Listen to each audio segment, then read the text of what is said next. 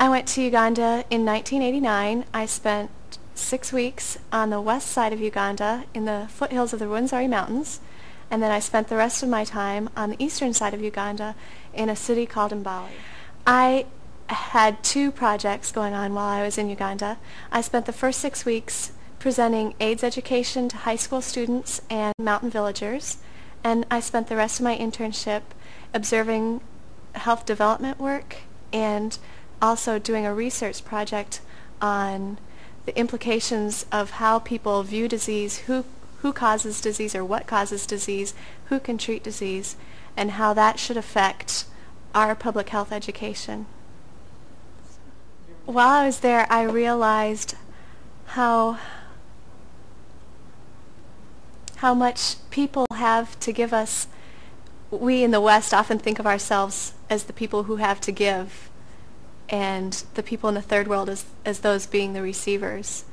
But the people in Uganda taught me that they were the ones who had so much to give to me in their love for me, in their acceptance of me. I was the one that had all the classes in cross-cultural communications and things like that, and they were the ones that opened up their homes and their lives, their churches to me, and taught me a lot of lessons that way. I think there's historically a mentality among Western Christians of going to another country and sort of presenting yourself as, here I am, you lucky people, and instead realizing that they have so much to give, and what they need is our support. They need us to go and say to them, here I am, what can I do for you, how can you use me, and being available for them. I struggled with a lot of questions as a result of my time in Uganda.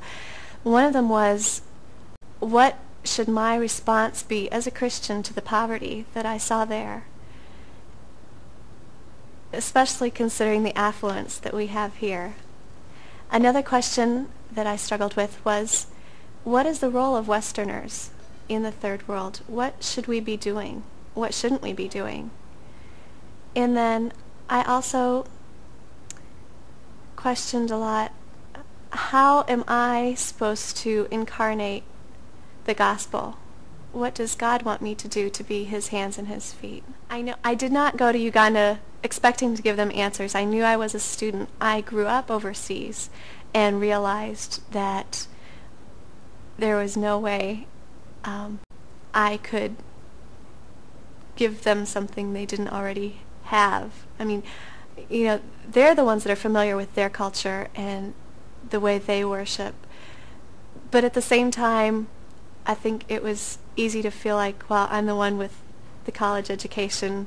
I'm the one being sent from a Western country, and because of those things, feeling like I had a lot to give. Even the aspect of having grown up in a Christian home and being taught so much about the faith, all growing up in college, you know, going to people who hadn't grown up in Christian homes, hadn't heard about the gospel till some of them later in life, and certainly didn't have the formal training in Christian beliefs. One day I went out to a church with Nathan, who is my language teacher and who is also a lay reader in the Anglican Church of Uganda.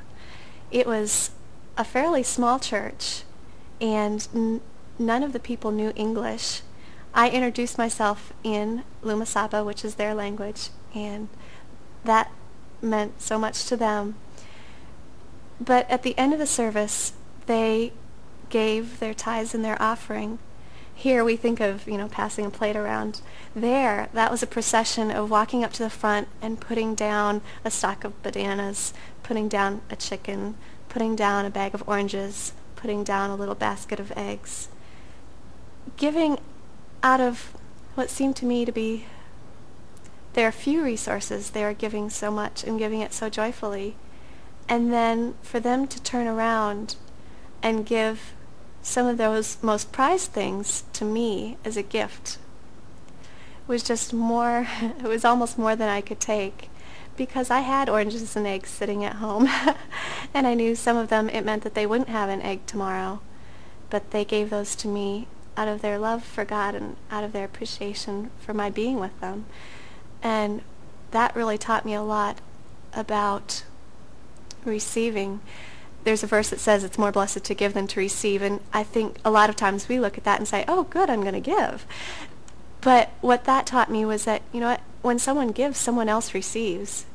And so God was using me to allow them to receive a blessing by being willing to accept their gift. And it's kind of a humbling lesson to learn, but I think it's so important too. The other big lesson I learned was dependence on God. When I talked to my supervisor about going over to Uganda, he said, okay, there's a possibility you might be living in a house by yourself. And I said, wait a minute. I haven't even lived in a house by myself in America. Why should I live in a house by myself in Uganda? And he said, well, maybe something else will work out. Something else didn't work out, and I ended up living in a house by myself. It was a time when I really learned to trust God, because the military was sort of restless. There were a lot of armed break-ins, armed robberies by soldiers carrying submachine guns.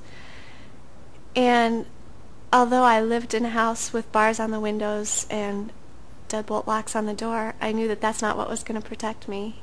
I knew that if I was kept safe, it was going to be because God kept me safe. And so there are a lot of nights that I went to sleep thinking about the psalm where it says, I will both lie down and sleep, for you alone, O Lord, keep me in perfect peace. And that lesson, the lesson of dependence on God, is invaluable to me too. I think it's easy here in America to feel like no matter what our need is, there's something we can do about it. I'll pray about it, but I'll also run to the store and get, or I'll call so-and-so up and they can do this for me, or somehow take care of our own needs. But there I realized my total dependence on God. It was, definitely, God, if this is going to happen, it's going to be because you make it happen. I can't do anything. If I'm kept safe, it's going to be because you keep me safe. I can't do anything. And I wouldn't trade those lessons for anything.